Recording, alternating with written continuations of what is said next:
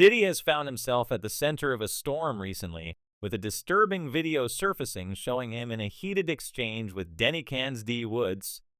The footage is nothing short of jaw-dropping, revealing Diddy's explosive behavior. This isn't the first time the mogul has faced such allegations, and it's clear that these incidents are not just isolated moments. Now, D.Woods is finally speaking out about her experience, and what she has to say could change everything we thought we knew about the iconic music mogul. In her emotional recount, D.Woods opens up about the trauma she endured during her time in the music industry, especially under Diddy's mentorship. "It's difficult when you're that young to understand your worth as a woman through the men that I was around, and that was very traumatic," Woods explains.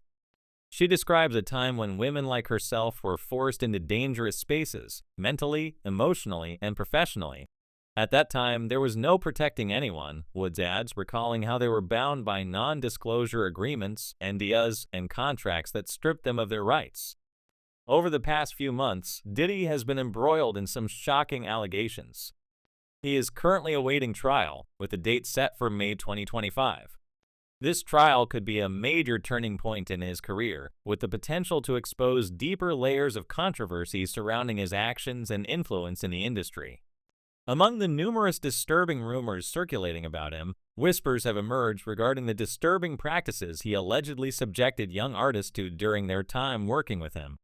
The spotlight is once again on Danity Kane, a group that once seemed like a success story, but is now entangled in dark stories that were hidden behind the scenes.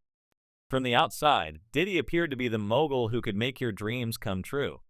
However, what many didn't know was the grim reality that lay behind the glamour. One of the most shocking revelations that has resurfaced is the disturbing footage of Diddy fat shaming D.Woods.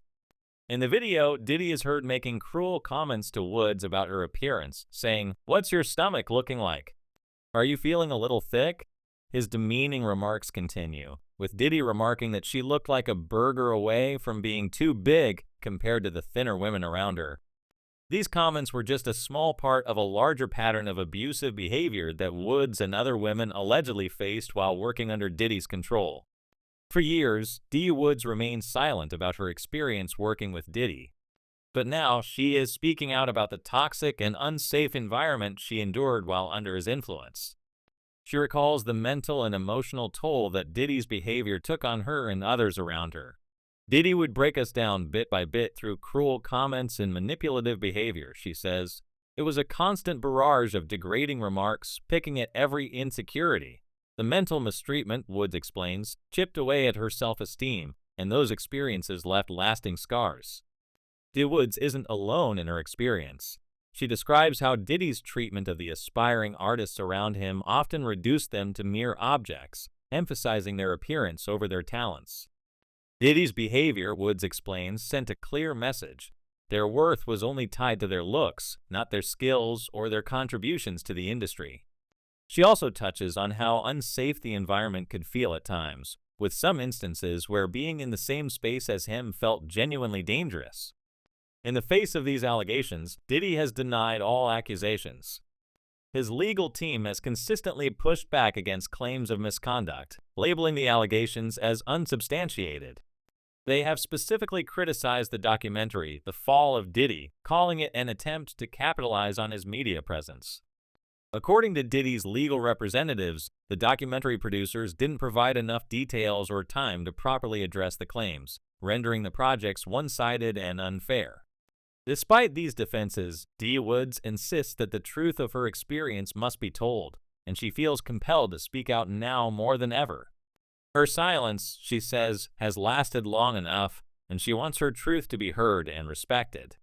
Though D.Woods does not accuse Diddy of physically attacking her, her story paints a stark picture of what can happen when power is misused and unchecked. One would think that with the massive success of Danity Kane's first album, which went platinum, Diddy would have been fully invested in the group's future. But that wasn't the case. In fact, when Danity Kane's debut album dropped, Diddy didn't believe in them. He refused to produce more than 100,000 copies, dismissing the possibility of greater success despite the album's widespread popularity. His lack of support for the group was evident, and it's clear that Diddy wasn't truly committed to their long-term growth. D.Woods and the other members of Danity Kane were grateful for the exposure Diddy provided them, but the reality of the situation was far from what they expected. Diddy's focus was not on their music career, but rather on the TV version of Making the Band and on the flashy, high-profile aspect of the show. The group's success, it seemed, was more about entertainment value and television ratings than it was about their artistry and potential. As Danity Kane opened for Christina Aguilera's Back to Basics tour in 2006, the lack of support from Bad Boy Records became even more evident. Despite being part of such a high-profile tour, the group received no financial support from the label. They were left to make do with what they had, sewing their own costumes from Forever 21, and even then, there was no assistance from Diddy or the label. D.Woods admits that at the time, she was heavily controlled in this situation, but she also wanted to return to the group and try to make things work on her own terms. The situation only worsened when the group's financial problems became apparent. Despite their platinum-selling album, the members of Danity Kane were buried in debt. They were paying for their own performances, their own costumes, and weren't seeing a single penny from their album sales. Meanwhile, Diddy was raking in millions from the songs that they co-wrote. The promise of success and fame was slowly slipping away from the group, as they found themselves in a dire financial situation while Diddy reaped the rewards of their hard work. MTV, too, didn't offer the group much in terms of support. The network didn't even pay them for their time on Making the Band, and the deal with Bad Boy Records was so bad that the group didn't see any profits from their album sales. It was clear that the women of Danity Kane had been taken advantage of, and their manager didn't hesitate to drop them when they were at the height of their success. No support, no money, and a group slowly falling apart. It was a recipe for disaster. The collapse of Danity Kane seemed inevitable, and rumors about the group's breakup started to swirl. One of the biggest rumors was that D.Woods had left the group to pursue an acting career, which was far from the truth. TMZ then published an article claiming that Aubrey O'Day was leaving Danity Kane to join the Pussycat Dolls. As tensions within the group continued to rise, it became clear that the dream they had once shared was starting to fall apart. After the breakup, Diddy quickly moved on to a new project, Day 26, formed in the 4th season of Making the Band. While the debut of Day 26 should have been a major deal, the ratings for Making the Band 4 never reached the levels that Danity Kane's seasons had achieved. Diddy and MTV quickly realized their mistake in sidelining Danity Kane, and they scrambled to bring the group back into the spotlight. This led to the creation of their second album, and Danity Kane was back in the headlines once again. But by then, it was too late. The damage had been done. The tension between Diddy and the group continued to build, especially as he began to single out Aubrey O'Day. Diddy had once seen Aubrey as the star of Danity Kane, but as her public persona evolved and her confidence grew, he began to criticize her more harshly. Their once close working relationship quickly soured, with Diddy constantly pointing out her appearance, accusing her of not living up to his expectations of what she should look like. The situation only escalated when Aubrey began speaking out about the lack of support from Diddy and how the group had been pushed aside for other projects. This drew media attention, and Diddy's frustration with her reached a boiling point. The conflict between the two became so public that rumors about a secret relationship between them began to surface. Whispers about Aubrey possibly being pregnant with Diddy's child added fuel to the fire, with some speculating that Diddy had pushed her into a relationship as he had done with other artists in the past.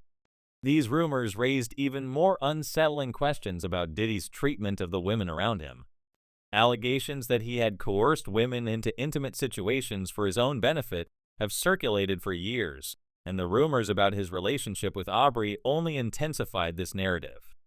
If true, these claims paint a disturbing picture of a man who used his power and influence to manipulate those around him, especially young women like the members of Danity Kane. So, what do you think about the behind-the-scenes treatment that Danity Kane endured? Do you believe the industry turned a blind eye to all this out of fear or for financial gain?